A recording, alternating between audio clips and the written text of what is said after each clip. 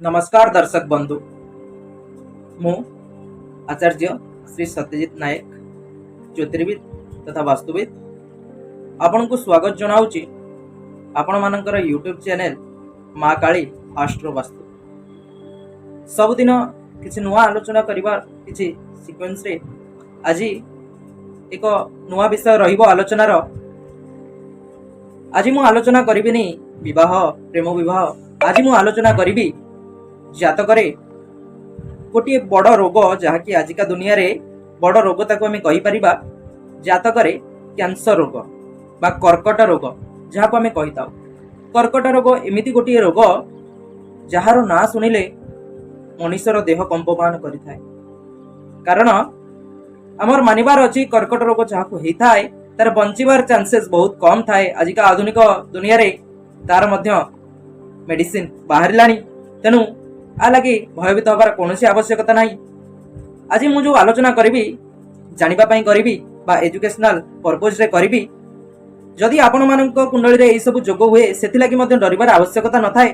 पूर्व एपिसोड मानकर मध्य मु कहिछि ग्रह मानकर डिग्री बल सड़ बल देखि हमकु विचार करबाकू पड़िबो। जदि आपण को एई जोग होउछि तले हेइ जीव मध्य तार रोग हेइ जीव आपण को सेमिति कि थाए। आज्ञा आपण को बहुत सारा किछि एनालाइज करबाकू थाए। D6 चार्ट आपण एनालाइज करि परिबे, D27 चार्ट आपण एनालाइज करि परिबे। ता सहित आपण को जो ग्रह दोषक एई जोग होउछि बा रोगर जोग देखौछि आपण को कुंडली रे सेई दशा आपण को जीवन रे आसीबो त आज्ञा सेटा मध्ये गोटे बड़ प्रश्नवाचक सृष्टि करे। तेणु आमे एटा को केवल जानिबा, या को जानि कोनोसी भयभीत हबार आवश्यकता नाही। जातक रे आमे पूर्व अनुमान करि परिबा बा पूर्वरु सब जिंस जानि परिबा, हम भविष्यत विषय रे निश्चित आमे जानि परिबा। तेणु आजिर विषयटी मु आलोचना करने को जाऊँगी जातक कैंसर रोग। जातक कैंसर रोग या तो लोक मान जदि शुणती कहती कि अधिकांश क्षेत्र में कहुए पूर्व जन्मर खराब कर्म जोगु यही फल ताकू यही जन्म रे भोगिबाकू पड़िला एमिति लोकंकर मानिबार थाए। किंतु काहाकू आमे सेमिति कहिबार आवश्यकता न थाए। कर्मफल निश्चित थिले मध्य जदि आमे मध्य किछि भूल कर्म करिसंती हमकु मध्य भोगिबाकू पड़िबो। सेटा एई जन्म रे हेइ पारे किंबा आर जन्म रे। तेणु जातक रे आमे कैंसर रोग आलोचना करिबा पूर्वरु कैंसर प्रथमे आमे कारक प्लैनेट मानकु देखिबा आवश्यक। मुख्यतः आमे कैंसर कारक प्लैनेट हिसाब रे राहु को नै थाउ एवं राहु अवस्थान करिबार ठीक 180 डिग्री अपोजिट रे केतु अवस्थान करिथा। तेणु राहु को आमे मुख्य कैंसर कारक ग्रह हिसाब रे नेबा।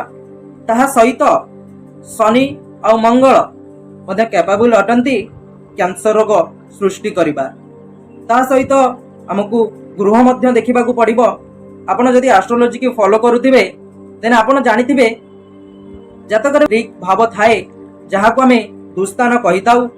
जेमिति षष्ठ स्थान जो भल देखिताउ सेइटु मध्य खराब देखिताउ, आ जोटी खराब देखिताउ सेइटु मध्य भल देखिताउ। तेबे षष्ठ स्थान रु आमे कंपटीशन देखिताउ, मामु घर रो कथा देखिताउ षष्ठ रु। किंतु षष्ठ रु आमे रोग ऋण शत्रु रो कथा देखिताउ। आमे जदि रोग विषय आलोचना करिबा तेबे षष्ठ गृह को आमे बाद देई परिबानी। कारण षष्ठ गृह को आमे रोगर घर बोली कहिताउ, रोगर भाव बोली कहिताउ। लग्न ठारू षष्ठ को गोटे घर रहिबो सेटा अष्टम गृह देखिताउ। कारण अष्टम घरटी को आमे जनरली खराब घर मध्ये कहिताउ। सेटा ससुर घर स्थान, समुद्र यात्रार मध्ये स्थान होइताय अष्टम गृह। सेटा मध्ये आयुर स्थान, मृत्युर स्थान आमे कहिताउ। 6 8 परे आमे द्वादश घर को देखिबा। कारण द्वादश घर आमे मोक्ष देखिताउ, किंतु द्वादश भाव रु आमे हॉस्पिटल खर्च देखिताउ, जेल यात्रा देखिताउ। तेणु हमकु जातक रे भाव विचार करबा को हेले कैंसर रोग पई 6 8 12 घर को देखिबा निहाती आवश्यक। आजिर आलोचना रे मु सेटा कहबा को चाहुनी कि आपनक कुंडली रे एई सब जोग मान अछि माने आपनकु कैंसर हबो। किंतु मु एटा आपनकु कहबा को चाहूची रिसर्च जहा कहे सेमानक कुंडली रे एई सब जोग देखा जाईची। एई सब जोग को आमे एनालाइज करी आगो को जानिबा को जोगरे कैंसर रोग होता है। षष्ठर मालिक यदि लग्न, अष्टम ଓ ଦ୍ୱାଦଶରେ ରୁହନ୍ତି, ଷଷ୍ଠର ମାଲିକ ଅଷ୍ଟମ ଦ୍ୱାଦଶରେ ରହିଲେ ଗୋଟେ ପରିବର୍ତ୍ତନ ରାଜଯୋଗ ସୃଷ୍ଟି କରିଥାନ୍ତି। ତଥାପି ଥାଇ ଯଦି ତାଙ୍କୁ ରାହୁ ଦୃଷ୍ଟି କରୁଥାନ୍ତି ତେବେ ମଧ୍ୟ କ୍ୟାନ୍ସର ହବାର ଚାନ୍ସେସ୍ ଥାଏ। ଲଗ୍ନ କୁଣ୍ଡଳୀରେ ଯଦି ଦ୍ୱାଦଶ ଭାବରେ ଶନି ମଙ୍ଗଳ, ଶନି ରାହୁ କିମ୍ବା ଶନି କେତୁ ରୁହନ୍ତି କିମ୍ବା ଦୃଷ୍ଟି କରନ୍ତି ଏକତ୍ର, ତେବେ ମଧ୍ୟ କ୍ୟାନ୍ସର ହବାର ସମ୍ଭାବନା ଅଧିକ ଥାଏ। ବୁଧ ଯଦି ପାପଯୁକ୍ତ ବା ରାହୁ ଦୃଷ୍ଟ ହୁଏ ତେବେ ଜାତକକୁ ସ୍କିନ୍ କ୍ୟାନ୍ସର ହବାର ଚାନ୍ସେସ୍ ବଢି ଯାଇଥାଏ। ବୃହସ୍ପତି ଯଦି ମଙ୍ଗଳ ବା ଶନି ଯୁକ୍ତ ହୋଇ ଷଷ୍ଠ, ଅଷ୍ଟମ, ଦ୍ୱାଦଶ ଭାବରେ ରୁହନ୍ତି ବା ସେକେଣ୍ଡ ହାଉସର ଲର୍ଡଙ୍କ ସହ ରୁହନ୍ତି ତେବେ ଜାତ ବ୍ୟକ୍ତି କ୍ୟାନ୍ସରରେ ମରିବାର ଚାନ୍ସେସ୍ ଅଧିକ ଥାଏ। ଶନି ବା ମଙ୍ଗଳ ଯଦି ଷଷ୍ଠ, ଅଷ୍ଟମରେ ରାହୁ କେତୁଙ୍କ ସହ କିମ୍ବା ରାହୁ କେତୁଙ୍କ ଦୃଷ୍ଟି ସମ୍ବନ୍ଧ ହେଲେ ତେବେ ମଧ୍ୟ କ୍ୟାନ୍ସର ହବାର ଚାନ୍ସେସ୍ ବଢି ଯାଇଥାଏ। ଯଦି ଗ୍ରହ ଚକ୍ରର ରାଜା ତଥା ରବି ଷଷ୍ଠ, ଅଷ୍ଟମ, ଦ୍ୱାଦଶ ଭାବରେ ରୁହନ୍ତି ଏବଂ ପାପ ଗ୍ରହଙ୍କ ସହ ରୁହନ୍ତି ତେବେ କ୍ୟାନ୍ସର ହବାର ଚାନ୍ସେସ୍ ବଢି ଯାଇଥାଏ। ତାହା ଇଣ୍ଟେଷ୍ଟାଇନରେ କ୍ୟାନ୍ସର ହୋଇଥାଏ।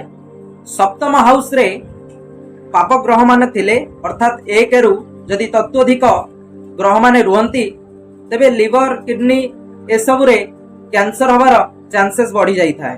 4th ବା 10th ହାଉସରେ ପାପ ଗ୍ରହ ବା ରାହୁ ଶନି ଯଦି ଥାନ୍ତି, ରାହୁ କିମ୍ବା ଶନି ଯଦି ଥାନ୍ତି ତେବେ ଫୁସଫୁସରେ କ୍ୟାନ୍ସର ହବାର ଚାନ୍ସେସ୍ ବଢି ଯାଇଥାଏ। ରବି ଓ ଲଗ୍ନ ଯଦି ନିଚରେ ଥାନ୍ତି, ପାପ ଯୁକ୍ତ ବା ପାପ ଦୃଷ୍ଟି ହେଉଥାଏ ଏବଂ 6th ହାଉସ ଡ୍ୟାମେଜ ଥାଏ ବା ପାପ କର୍ତ୍ତରୀ ଯୋଗରେ ପୀଡ଼ିତ ଥାଏ, 6th ହାଉସ ଖରାପ ଥିଲେ ତେବେ ମଧ୍ୟ କ୍ୟାନ୍ସର ହବାର ଚାନ୍ସେସ୍ ବଢେ। ଶନି ଓ ମଙ୍ଗଳ ଯଦି ଷଷ୍ଠ ଭାବରେ ଯୁକ୍ତ ହୋଇଥାନ୍ତି ଏବଂ ଆଦ୍ରା ନକ୍ଷତ୍ର ଯାହାର ନକ୍ଷତ୍ର ଅଧିପତି ରାହୁ ଅଟନ୍ତି ବା ସ୍ୱାତି ନକ୍ଷତ୍ରର ଅବସ୍ଥାନ କରିଥାନ୍ତି ତେବେ ମଧ୍ୟ କ୍ୟାନ୍ସର ହବାର ଚାନ୍ସେସ୍ ଅଧିକ ଥାଏ। ମଙ୍ଗଳ ରାହୁ ଯଦି ଯୁକ୍ତ ହୁଅନ୍ତି ଷଷ୍ଠ, ଅଷ୍ଟମରେ ତାକୁ ମଧ୍ୟ ଗୋଟେ ଯୋଗ କୁହାଯାଇଥାଏ, ତାକୁ ଆମେ ଅଙ୍ଗାରକ ଯୋଗ କହିଥାଉ। ସେଟା ତ ଆମେ ପରେ ଆଲୋଚନା କରିବା। ମଙ୍ଗଳ ଓ ରାହୁ ଯଦି ଷଷ୍ଠ, ଅଷ୍ଟମରେ ଯୁକ୍ତି କରନ୍ତି ତେବେ ଆପଣଙ୍କୁ ସ୍କିନ୍ କ୍ୟାନ୍ସର ବା ଫେସ୍ କ୍ୟାନ୍ସର ହବାର ଚାନ୍ସେସ୍ ଅଧିକ ହୋଇଥାଏ। ଆପଣଙ୍କର ଯଦି ଲଗ୍ନରେ ଶନି ଚନ୍ଦ୍ରମା ବିଷ ଯୋଗ ସୃଷ୍ଟି କରୁଥାନ୍ତି କିମ୍ବା ଦ୍ୱିତୀୟ ଗୃହରେ କିମ୍ବା ଷଷ୍ଠ, ଅଷ୍ଟମ, ଦ୍ୱାଦଶରେ ସୃଷ୍ଟି କରୁଥାନ୍ତି ଏବଂ ରାହୁ କେତୁଙ୍କ ଦ୍ୱାରା 6th ହାଉସର ଲର୍ଡ ପୀଡ଼ିତ ଥାନ୍ତି ତେବେ ଆପଣଙ୍କୁ ସ୍କିନ୍ କ୍ୟାନ୍ସର, ଗଳାରେ କ୍ୟାନ୍ସର ଏବଂ ଓଠରେ କ୍ୟାନ୍ସର ହେଲା ପରି ଏହି ସ୍ଥାନରେ ଆପଣଙ୍କର କ୍ୟାନ୍ସର ହବାର ସମ୍ଭାବନା ଅଧିକ ଥାଏ।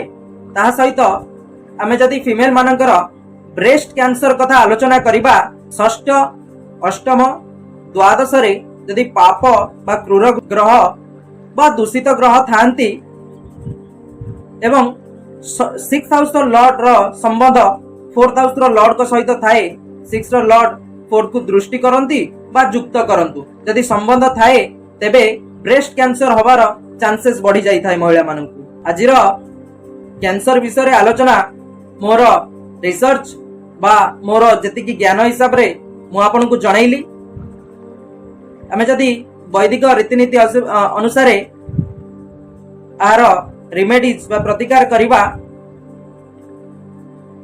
ଯେଉଁ ଗ୍ରହ ଆପଣଙ୍କର ରୋଗ ସୃଷ୍ଟି କରୁଛନ୍ତି ସେହି ଗ୍ରହ ପାଇଁ ପର୍ଟିକୁଲାର ଆମେ ପ୍ରତିକାର କରିବାର ଆବଶ୍ୟକତା ରହିଛି।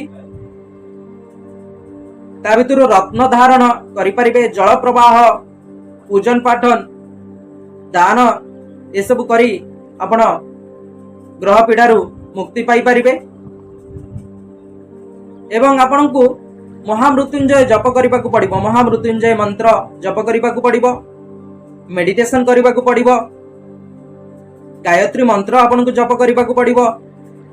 ଯେଉଁ ଗ୍ରହର ପ୍ରଭାବରେ ଆପଣଙ୍କ କ୍ୟାନ୍ସର ରୋଗ ସୃଷ୍ଟି ହେଉଛି ତାର ମଧ୍ୟ କୁଣ୍ଡଳୀ ଦେଖି ପ୍ରତିକାର କରିବାକୁ ପଡ଼ିବ। ଆପଣଙ୍କୁ ଅନୁରୋଧ ରହିବ, ଯଦି ଆପଣଙ୍କର କୌଣସି ବି ସିମ୍ପଟମ୍ ଦେଖାଦେଉଛି, କୌଣସି ପ୍ରୋବ୍ଲେମ ଅଛି ଏ ରିଲେଟେଡ୍, ଆପଣ ଜଣେ ଉଚିତ ଜ୍ୟୋତିର୍ବିଦଙ୍କୁ ଆପଣଙ୍କ କୁଣ୍ଡଳୀ ଦେଖାଇ ଏହି ବିଷୟରେ ଆପଣ ଆଲୋଚନା କରିପାରିବେ। ତାଙ୍କଠାରୁ ଯେଉଁ ଗ୍ରହ ପାଇଁ ଅସୁବିଧା ହେଉଛି ସେହି ଗ୍ରହ ପାଇଁ ପ୍ରତିକାର ନେଇପାରିବେ। ତେଣୁ ଆପଣଙ୍କ ନିଜ କୁଣ୍ଡଳୀ ଦେଖନ୍ତୁ, ଯଦି ଏହି ଯୋଗ ହେଇଯାଉଛି ତାହେଲେ ଆପଣଙ୍କୁ କ୍ୟାନ୍ସର ହବ ବୋଲି ସେମିତି କିଛି ମାନେ ନଥାଏ। ସବୁଠାରୁ ବଡ଼ ଜିନିଷ ହେଉଛି ଯେଉଁ ଗ୍ରହ ଯୋଗ ଆପଣଙ୍କର ସୃଷ୍ଟି କରୁଛନ୍ତି ବା ଦୋଷ ସୃଷ୍ଟି କରୁଛନ୍ତି सेई ग्रहर दशा आपन जीवन में आसब तो आज्ञा तेणु एटी लगी कौन व्यस्त हबार आवश्यकता नहीं। जड़े उचित ज्योतिर्विद को आपण कुंडली देखाई आपण जापर आपण भविष्य। तेणु आज जहाँ भी थिला आलोचना मु आपन को जनइली मोर अल्प ज्ञान जेतिकी थिला मु आपन को जनइली। मु आज पई विदाय नेउची पुणी एक इंटरेस्टिंग टॉपिक नहीं आसीबी नुआ कथा नुआ शिक्षा नहीं आसीबी सेति पर्यंत विदाय दियंतु आज्ञा रहिली। नमस्कार। जय मां काली जय श्री शनिश्चराय नमः जय जगन्नाथ।